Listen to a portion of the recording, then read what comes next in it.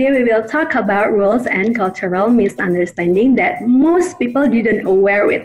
And my very special guest today will share to us. So cabin crew, please take your seats for takeoff. My guest today is a pioneer in traveling in Indonesia, author of 15 books and having movie, yang juga pastinya inspirasi untuk kita semua para traveler di Indonesia. Here is it, Kak Trinity Traveler.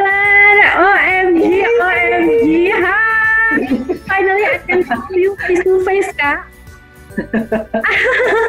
Oh, traveler, jadi Kak Trinity ini kan pastinya inspirasi untuk kita semua ya, para traveler di Indonesia. But for me personally, Kak Trinity ini berjasa untuk tesis aku 2 tahun lalu. Mungkin Catherine udah 2 tahun aja. Mungkin Catherine itu lupa ya. Jadi waktu itu aku mengangkat salah satu buku Catherine tentang traveling around the world yang part 1. Nah, aku ngambil dari sisi feminismenya gitu, karena kan aku ambil komunikasi. Terus, jadi terakhir tuh aku harus menghubungi narasumber dong gitu. Jadi aku ngomongin Kak Trinity. Terus mungkin pertanyaan aku terlalu sedikit ya, udah gitu aja pertanyaannya. Soalnya bikin tesis gitu loh. Kalau aku kan kayak tesis kayaknya kayak panjang dan dalam gitu. Banget kan? Segini doang. Karena aku udah observe, emang udah lama mengikuti, jadi makanya udah jadi sih sebenarnya. Alright, so back to the topic ya Kak. Kita nih mau ngomongin rules and cultural misunderstanding ya. Yang sebenarnya nih hal yang esensial banget, cuma orang kadang-kadang suka nggak merhatiin gitu. So example-nya misalnya kayak etika-etika hold the doors for others, terus using your right hands gitu, terus remove shoes at the house itu biasanya kan itu juga ada kayak melatar belakangnya kayak agama gitu, misalnya kayak using your right hands, karena kan kalau di agama lebih baik pakai tangan kanan dibanding tangan kiri gitu contohnya. Nah terus Kak Trinity ada nggak nih the biggest misunderstanding rules pas lagi liburan gitu, apa namanya? Soalnya kalau aku personally ya kayak cuma kan kalau aku pasti biasa aja nih pengalamannya. Waktu pertama kali nonton Broadway itu norak banget. Jadi waktu itu waktu itu yang main si Keira Knightley gitu. Terus kita sampai yang bisik-bisik gitu kan, ternyata itu mengganggu para penonton yang lain gitu. Sampai akhirnya pas rehat kita ditegur loh sama penonton lain dan sama security. Ya ampun, itu big no-no ya traveler.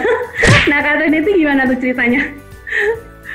Malah kalau ditanyain kayak gitu jadi bingung ya, karena gini, menurut gue itu kita sebagai orang Indonesia tuh udah orang yang paling sopan gitu loh. Jadi kalau kita yang paling sopan kemana-mana pun akhirnya jadi nggak jadi shock gitu, karena ya paling jadinya orang lebih nggak sopan daripada kita gitu kan. Jadi kayak misalnya gini, kita nggak pernah memanggil orang dengan nama gitu kan, pasti kan om, tante atau mister gitu kan. Malah manggil tukang jualan, kalau diterjemahin kok jadi anti ya gitu.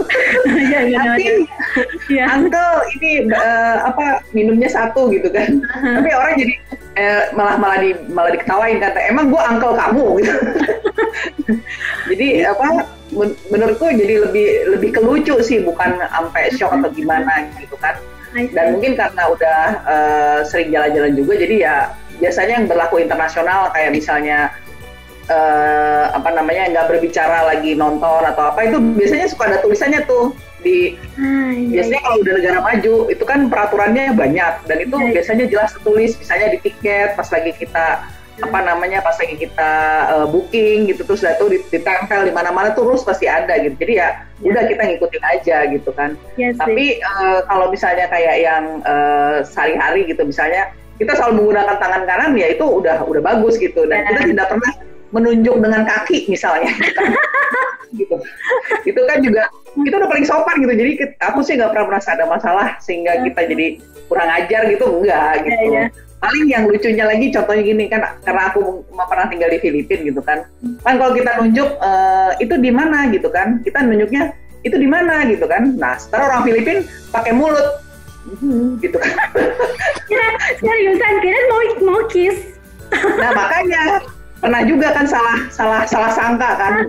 Itu masih karena dulu di Filipina itu kan sekolah S2, jadi di kelas itu ada cowok kece gitu kan, gitu kan.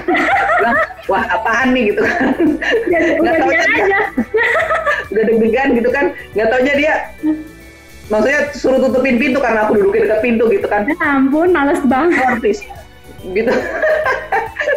Jadi yang lebih ke lucu-lucu gitu kan, karena kita makanya karena kita sopan banget gitu kan, bahkan kadang-kadang kita nunjuk begini gitu kan, iya, gitu kan, nggak begini. Nah ini pakai bibir itu. Jadi salah sangka. Oh, I see. Tapi nih kayak kebiasaan-kebiasaan ini nih Kak yang orang Indonesia lakukan, tapi kalau di luar rasanya enggak nih, kayak elastic time, jam karet. Terus budaya mengantri itu Indonesia masih agak kurang sih gitu.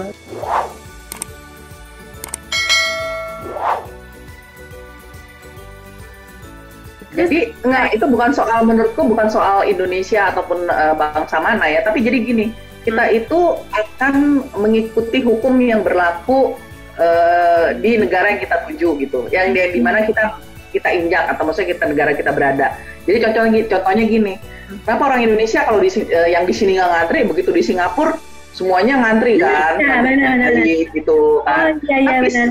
Iya.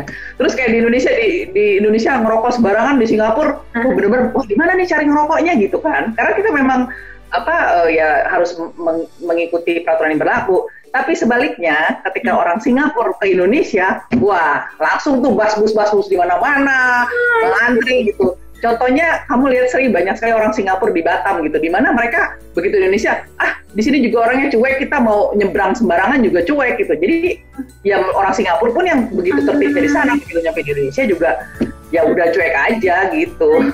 Jadi memang mengikuti laws yang berlaku di negara tersebut ya Kak ya? Di negara kita berada. I see. Tapi kadang-kadang emang suka ke bawah ya, karena itu culture kita juga. Misalnya kayak orang Indonesia nih lagi being indirect is polite, aka basa-basi ya. Gak straight to the point gitu. Nah kalau ini sih aku honestly nggak begini ya gitu. Rata-rata itu juga deh pastinya. Soalnya kayak contohnya hal ini emang penting sih, misalnya kayak kita lagi di Amerika, kan mereka itu harus banget ngasih tips ya. Terus mendingan waiters yang ngomong duluan gitu, soal ketentuan ngasih tipping daripada nanti ada hidden bills ya Kak ya. Jadi mendingan ngomong terus terang aja gitu, ya kan? Nah itu dia kadang-kadang keterus-terangan di luar itu tuh kayak contohnya di Amerika atau Kanada itu. Aku makanya sebanyak kesana karena udah harganya mahal-mahal, tipsnya tuh kan 15%, 20% tuh kan banyak ya. Iya betul. Dan di sana tuh kalau misalnya lagi makan kita lupa nih, meskipun aku udah tahu.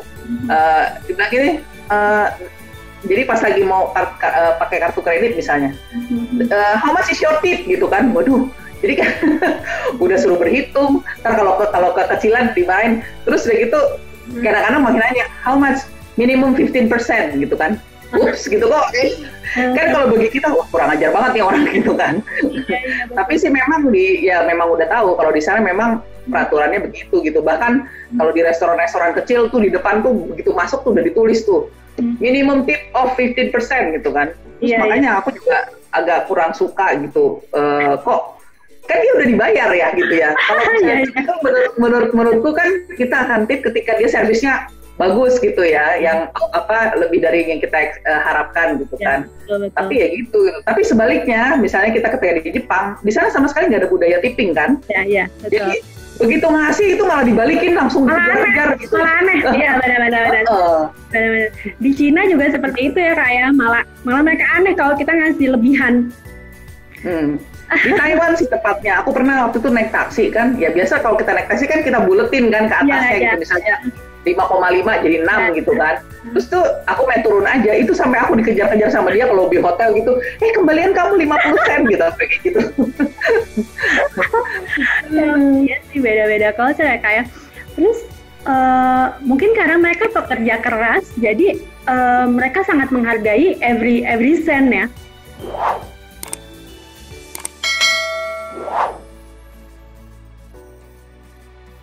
Jadi nggak tahu juga deh, namanya udah budaya yang sudah tertanam dari dulu gitu kan. Sementara ya kalau di Amerika, kalau aku perkiraannya mungkin ya dia gaji UMR-nya kurang gitu kan, sementara banyak. Jadi dia memang mengharapkannya tuh kerja dari tip gitu kan. Membebankan customer untuk membayar tip. Iya makanya. Jadi mendingan take away kan. Iya benar-benar. I see. Terus ini lagi Kak, kan Indonesia nih sering banget dibilang friendly country ya gitu. Karena kalau menurut aku personal ini mungkin karena kita orang Indonesia suka senyum aja gitu ya. Jadi dibilangnya friendly. Padahal sesungguhnya nggak benar-benar helpful gitu of anything. Misalnya Europe gitu, pas kita lagi garet-garet koper segana-gana itu, terus pasti ada naik turun tangga, pasti ada aja bule-bule yang nungguin kita buat bawain gitu. Tapi mereka nggak yang bukan mau kenalan atau mau gimana, emang bener-bener nungguin mau bantuin doang, habis itu mereka pergi gitu. Jadi ini nih yang orang suka salah ya Kak ya, maksudnya yang jangan ngikutin orang Barat karena orang Barat gini-gini, padahal orang Indonesia juga nggak helpful juga sih sebenarnya. Karena gini ya, kalau aku bilang ya itu benar sih, ketika contohnya aja nih, kalau di Indonesia nih yang aku paling suka, karena aku tuh orangnya kan messy ya, sering clumsy gitu. Jadi aku tuh pernah tuh jatuh. Jadi jatuh langsung gedung gitu kan. Itu kalau di Indonesia ditawain kan, pasti kamu iya. Jadi instead of nolongin malah dikatakan wah gitu kan. Terus langsung nggak bisa ya minta ditolongin aja gitu, jangan ketawain. Sampai aku harus bilang gitu. Sebenarnya di sana ya itu. Sebenarnya di sana tuh kalau ada orang jatuh aja itu kayak langsung aduh, are you okay? Langsung dibawain ininya segala macam, ditolongin gitu. Nah itu yang kejadian memang ketika waktu itu aku pernah kan lagi sakit lutut gitu kan, terus aku jadi disable gitu pakai tongkat. Wah itu beda banget rasanya ketika waktu ke Inggris gitu kan. Wah langsung kita jadi kayak VIP, semua nolongin, bahkan dapat toilet khusus, hotel khusus, begitu. Semuanya misalnya mau naik tangga juga ditolongin, segala macam tolongin lah. Di sini gitu, ya ampun mau nyebrang aja aku susah gitu. Wah ada ojek kan, wah motor yang segala macam, berhenti juga enggak gitu kan. Nah yang kayak gitu kita memang beda, menurutku beda beda budaya juga. Tapi kan juga kayak mungkin prioritasnya ya, kita tuh beda standar antara nolongnya itu tuh antara internasional dan lokal gitu kan. Benar. Apalagi memang Indonesia menurutku sih belum disability friendly ya Kak ya. Belum. Terus jadi kalau menurutku yang dibilang sama orang luar ya, Indonesia is a friendly country, itu untuk orang Indonesia ke bulenya, tapi bukan fellow Indonesia. Iya. Ya kayak nggak tahu aja. Kita kan kalau misalnya ada bule gitu kan langsung langsung sebenarnya yang rasis itu orang Indonesia loh, sebagian ya, nggak semuanya. Jadi dan itu udah sering banget kejadian. Kayak aku di Jakarta nih ya, kalau misalnya aku ke pub atau ke bar yang isinya banyak bule gitu kan, dan aku datangnya sama bule gitu kan. Nah si waitersnya itu not even want to talk to me gitu, yang ngomongin sama si bule gitu kan, langsung yang ramah-ramahnya beda apa segala, pokoknya kelihatan banget rasisnya gitu kan.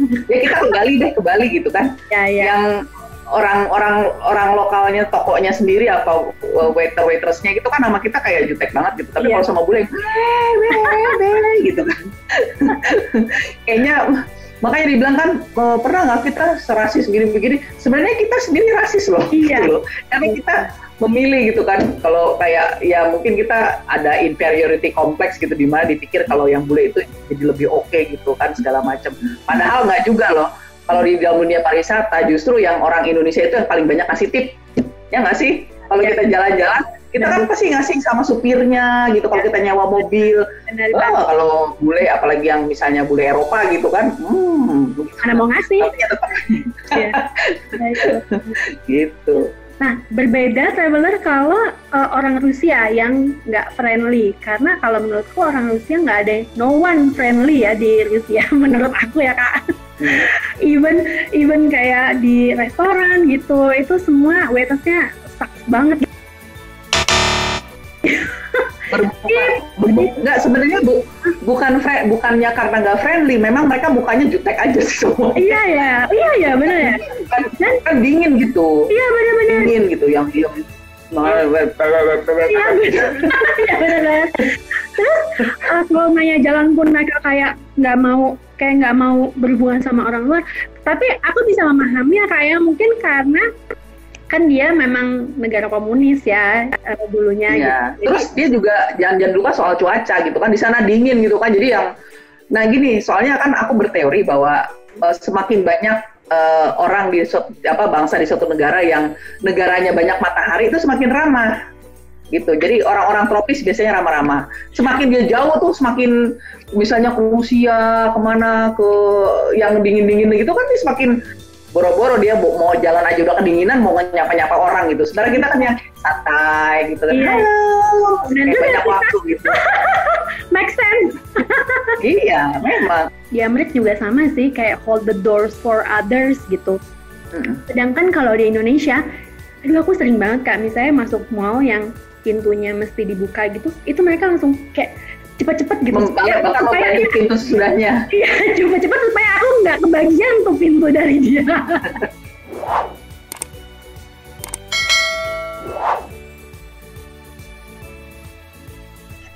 Ya kan? Tapi itu juga, itu juga bisa dijelaskan sih. Kalau menurutku tuh karena itu lagi ya, mungkin karena kita orangnya juga banyak dengan lahan yang sempit gitu kan, sehingga ya membuat mereka budaya kan harus siapa cepat dia dapat gitu loh. Nggak itu. Tapi ya gini, yang penting sih kalau aku ya kita kalau menurutku kan budaya barat itu kan ada yang bagusnya juga seperti kayak hold the doors gitu kan. Nah aku biasanya malah aku terapkan di Indonesia gitu, nggak cuma jalan-jalan aja kemanapun gitu kan, sehingga ya paling nggak aku standarnya udah internasional gitu loh. Benar banget sih, suka. Memang banyak ilmu yang jadinya karena kita suka traveling, jadi kita ambil yang bagus-bagusnya gitu. Betul. Kayak misalnya aku memang juga nggak suka kayak berramah-tamah juga sih. Cuma kalau ada yang nanya jalan atau nanya apa, aku nggak tahu yang benar-benar. Coba ya traveler nanya jalan di jalanan tuh ya, di pinggir jalan. Kalau nggak yang satu ngomong sana, yang satu ngomong sini, ya nggak?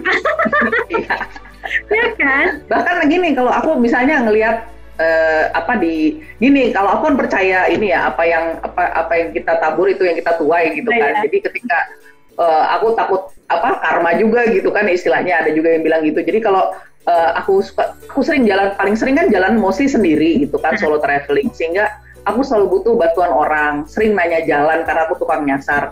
Jadi aku pun jadinya kayak pay forward gitu. Ketika di Indonesia aku juga membantu turis asing gitu, dimana ketika bahkan begitu nyampe di airport, di bandara, di Soekarno-Hatta gitu kan, karena aku di Jakarta, terus dia ada bule yang dia nggak tahu dia mau naik taksi atau mau naik apa segala macam, tanpa harus dia bertanya, aku yang menawarkan jasa gitu kan, katanya can I help you gitu, atau enggak are you lost atau gimana, iya ini mau nanya gini-gini, nah aku bantuin gitu kan. Jadi ya sebisa mungkin kita bantu lah, karena aku percaya ketika kita udah menanam kebaikan gitu kan, nanti di mana-mana pun ketika akan ditolong gitu loh. Ini ironinya ya Kak ya.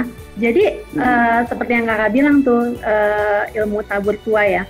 Sedangkan di Indonesia kan memang mayoritas agamis banget gitu ya. Tapi kalau di luar kan rata-rata nggak beragama ya. Tapi mereka sebenarnya lebih etikanya lebih ada gitu ya kayak. Mungkin presentasi mukanya aja sih nggak sama gitu ya. Ya, nah itu pernah ada penelitian kok. Jadi bagaimana jadi ada 10 waktu itu pernah aku baca penelitian. Jadi ada penelitian yang meneliti ketika etika secara standar barat lah gitu kan. Jadi ada 10 yang diobservasi. Salah satunya apakah akan membuka pintu, hold the doors, terus atau enggak ketika kamu jalan kamu bawa buku ataupun papers terus jatuh, apakah ditolongin sama orang gitu. Dan itu kan memang standar sopan dan baiknya orang-orang barat gitu kan, etika sana gitu. Nah ketika dia diterapin di Indonesia semuanya kita nol gitu kan.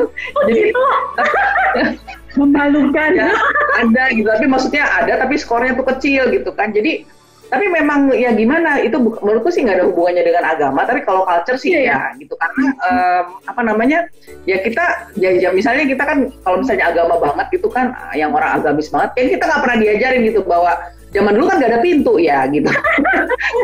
Zaman dulu nggak ada pintu, ya kita nggak diajarin gitu kan untuk apa pegangin pintu atau enggak, misalnya di Jepang ketika kamu yang paling muda di dalam lift, kamu yang harus mencetin angka lantainya gitu kan.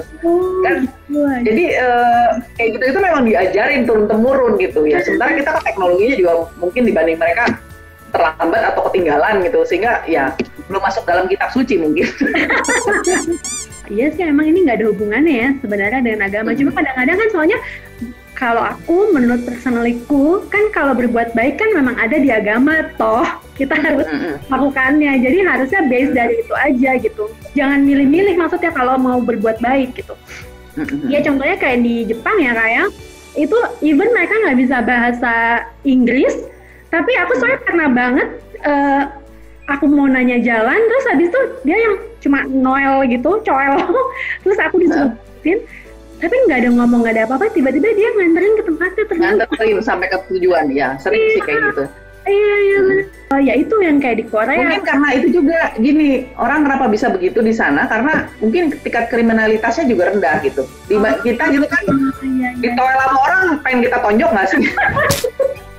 Waduh, apaan nih gitu, langsung kita curiga gitu. Jadi ya banyak pengaruhnya yang bisa kenapa membuat jadi satu budaya dan turun temurun, dan kenapa standarnya berbeda tuh karena itu gitu. Ada banyak faktor yang mendukungnya gitu. Sementara kalau kita kan contoh gak usah gitu deh. Kalau misalnya ada kecelakaan di jalan gitu kan, kamu mau nggak nolongin tiba-tiba ada mayat turun geletak, kan langsung takut nanti gue ditangkap polisi, padahal bukan gue yang nabrak gitu kan. Sebenarnya kalau di sana kan yang langsung telepon 911 kayak CPR gitu segala macam. Nah kalau kita langsung kabur karena apa? Kita tahu sendiri sistem hukum dan kepolisian di Indonesia tuh gimana gitu kan. Jadi ya kita jadi yang enggak gitu daripada gue terlibat gitu kan. Padahal kayak gitu. Iya sih, benar-benar. Karena memang ya harus dipahami, itulah makanya pentingnya kita traveling gitu kan. Oh gitu ya, kalau misalnya di negara kita kenapa begitu ya, kenapa negara itu begitu ya. Jadi aku mikir secara broader picture gitu bahwa oh iya ya di sana nggak kayak kita gitu. Maksudnya di sana udah ketahuan CCTV ada di mana-mana gitu kan. Jadi kita bisa membuktikan kalau kita tidak bersalah. Peraturan yang berada di negara tersebut memang pengaruh banget ya gitu. Iya. I see. Terus ada nggak sih Kak rules and culture negara lain yang agak aneh gitu, yang nggak common gitu, yang selain yang aku sebutin tadi?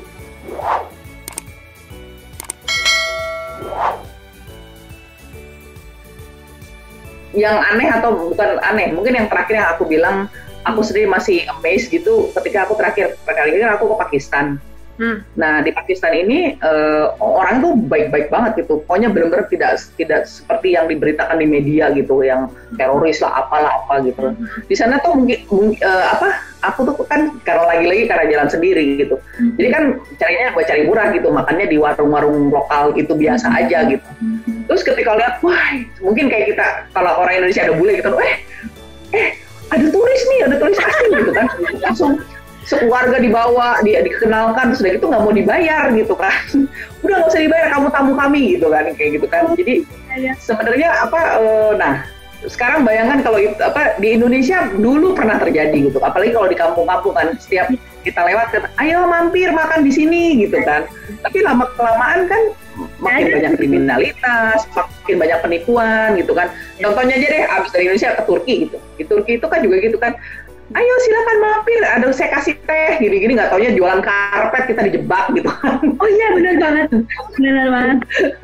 Jadi kita kan jadi curigaan gitu loh. Nah yang sementara ya aku pokoknya selalu kalau lagi jalan sendiri, memang mindsetnya udah aku set gitu bahwa udah pokoknya kamu hati-hati, jangan terima tawaran orang yang terlalu baik gitu. Tapi ternyata di Pakistan tuh sampai mau nangis mewek sendiri gitu, karena ya ampun orang kok baik-baik banget sih gitu. Semuanya tulus gitu, bahkan aku merasa seperti selebriti karena semua orang ngajakin foto bareng gitu kan, kayak bener-bener kayak hey ada ini gitu, langsung foto-foto bareng, pokoknya jadi selfie kan ya. Kan jarang ya kalau misalnya bule oke lah gitu kan, di mana-mana kalau bule itu pasti diajak foto bareng gitu kan sama orang kayak kita juga kayak begitu. Tapi ini kan aku kan orang Asia gitu loh, bukan kayak begini, tapi bener-bener mungkin karena jarang. Nah, tapi mungkin juga karena jarang turis asing gitu kali, sehingga jadi mereka merasa aneh. Nah, lucunya lagi, kebalikannya lagi nih. Jadi aku waktu itu pernah ke Azerbaijan ya kalau nggak salah tuh. Iya. Nah, di situ malah aku jalan sama teman satu hostel gitu kan, dan dia orang Afrika, orang Afrika cowok. Jadi yang berkulit hitam, rambut keriting, ya orang Afrika lah. Terus ketika jalan-jalan, aku benar-benar nggak ditengok sama sekali gitu. Dia langsung, ada orang ini, dia diajak foto gitu ya kan. Aku jadi, nah beda lagi nih standarnya kan. Kalau di Indonesia kalau ada orang hitam gitu, kita malah takut gitu kan. Iya. Ini takut apa gimana karakter ya? Namanya juga rasis ya, kita milih kan. Kalau putih bagus, kalau hitam jelek gitu kan. Sementara di sana yang wah semua orang tuh langsung ngajak foto, bener-bener aku yang jadi tukang fotonya, fotoin dong tolong, udah kayak asisten gitu karena ternyata mereka lebih mengagungkan orang hitam dibandingkan orang putih ataupun Asia gitu. Ya, ada cara untuk avoid the misunderstanding cultural differences gitu nggak ya Kak? Kalau aku caranya supaya kita nggak misunderstanding, biasanya sebelum aku ke suatu negara atau ke suatu tempat, aku browsing dulu, riset dulu kan. Jadi apa kebiasaan di sana yang harus kita turuti. Terus kadang-kadang aku bahkan sampai baca blog orang gitu yang tentang pengalamannya ada di sana gitu, karena kan kalau blog lebih personal dan nggak jualan gitu kan, jadi ternyata begitu gitu, jadi penting sih riset untuk kayak gitu ya. Nah sampai di sananya pun kita nggak sekedar jalan-jalan aja gitu ya, gaulah sama orang lokal gitu, karena kita pasti akan menemukan hal-hal yang mengejutkan atau yang lucu gitu karena perbedaan budaya itu gitu, dan kayaknya dua hal itu sih yang penting supaya kita nggak misunderstanding atau gimana gitu. Iya betul. Dan mungkin juga aku mau nambahin kalau misalnya ada traveler lain yang baru pulang dari negara yang kita mau tuju, bisa juga cari tahu ya Kak ya, kan soalnya lebih pengalamannya lebih personal gitu kan. Iya. Cuma memang sebenarnya lebih seru kalau kita mengalaminya sendiri sih.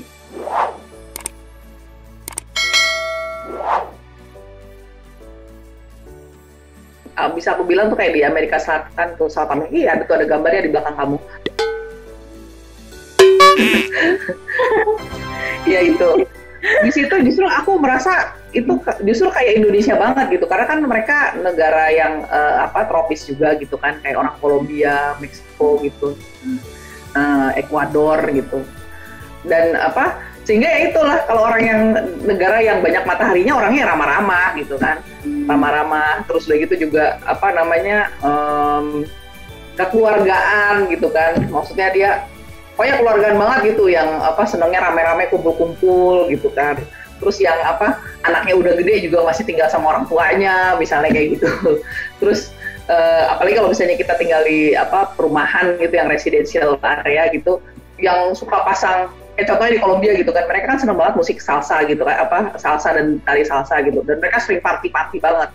Nah terus suka masang ini nih, masang tape pakai speaker yang gede-gede banget kayak di sini gitu kan. Jujur kalau di sini lagunya dangdut, di sana salsa gitu.